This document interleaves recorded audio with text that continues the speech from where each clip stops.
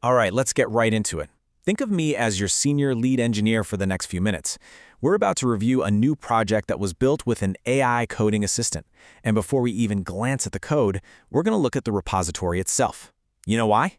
Because in this new world of AI coders, the way we organize our work is literally the only thing that separates a professional, scalable product from a total unmaintainable mess.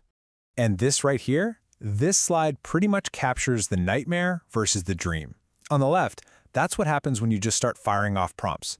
Hey, build me an app. You get something generic, inconsistent. It's a black box of code, and you're just burning through expensive compute tokens like there's no tomorrow. But the right side, that's where we want to live. A unique, structured, and efficient application. And the secret to getting there isn't about writing a better prompt. It's about having a better process. This quote just hits the nail on the head, doesn't it? Asking a coding agent to handle your visual design is like asking an electrician to plumb your house. I mean, they might be able to connect a few pipes, but you're probably going to end up with a flood. Design has to come first, and it has to come from a proper design tool. So that's the real question, isn't it? How do we take this incredibly powerful but kind of chaotic AI technology and actually direct it to build exactly what's in our heads with the kind of quality you'd expect from a pro engineering team? How do we go from just being a prompter to being a true architect? Well, the solution starts right here. It's not sexy, it's not flashy, but it is the absolute foundation of everything. You have to build the scaffolding first, the blueprint.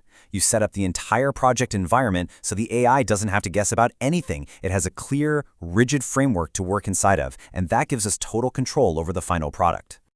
And here it is. This is our blueprint. It might look really simple, but trust me, every single file and folder you see here has a critical job to do in managing our AI workforce. This structure is what turns a messy conversation with an AI into a disciplined, predictable development machine. So let's break down the most important parts. First up, design.md. You can think of this file as the project's brand Bible. It's the single source of truth for everything visual. You export it from your design tool, and it's got all your color codes, your fonts, your style rules, everything. You hand this to the AI, and boom, the problem of inconsistency is solved. The AI is no longer guessing what shade of blue to use. It's following a strict, non-negotiable rulebook.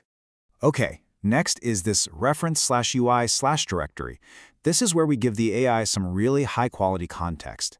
Your design tool doesn't just give you rules, it gives you the actual assets.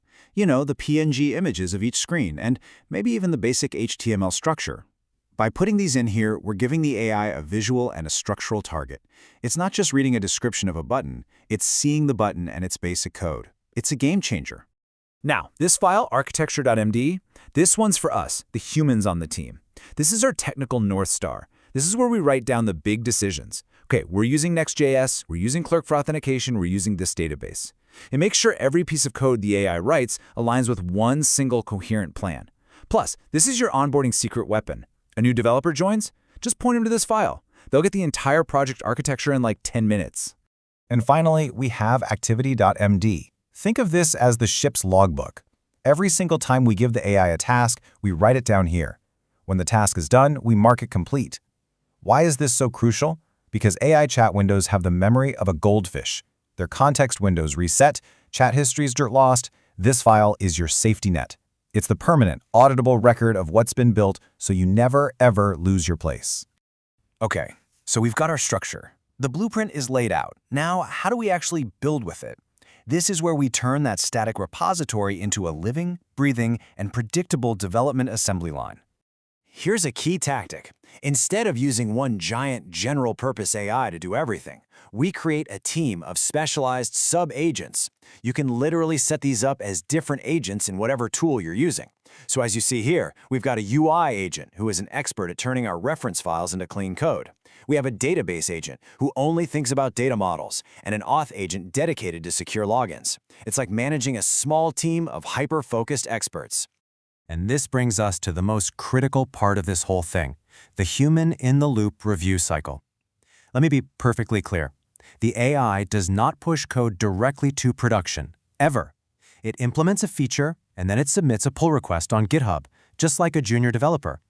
We, the senior engineers, we review that code. Does it meet our standards? Is it secure? Does it follow the architectural plan?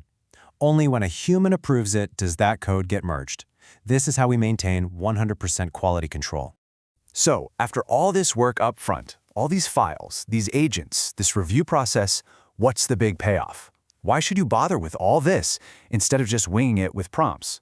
Well, the payoff is a total transformation of your role and what you're actually capable of building. The benefits are just massive, and they're all a direct result of that structure we created. As you can see, your code base is now incredibly scalable because it's built on a solid foundation. Your UI and brand are perfectly consistent thanks to that design.md file. And bringing a new human developer onto the project, it's faster than ever because they've got the architecture docs and the activity log to get them up to speed in no time. It really all just boils down to this one core engineering principle. Let your tools do what they do best. Use a powerful design tool to create an amazing user experience. Then use a powerful AI coding tool for what it's best at, taking very clear, high-context instructions and turning them into clean, efficient code. Don't mix those two jobs. And here's the most important takeaway. This entire framework completely changes your job description. You're not just a prompt writer anymore. You're a systems architect. You design the blueprint, you manage your team of specialized AI agents, and you are the final gatekeeper of quality. You are leading the development process, not just poking at it. Which leaves us with one final big question. By moving past this simple idea of just prompting and adopting a professional, structured engineering framework like this one, have we finally unlocked the ability to build truly complex, enterprise-grade applications with AI, but at a speed and scale we've never even dreamed up before? I think the answer is getting very, very close to yes.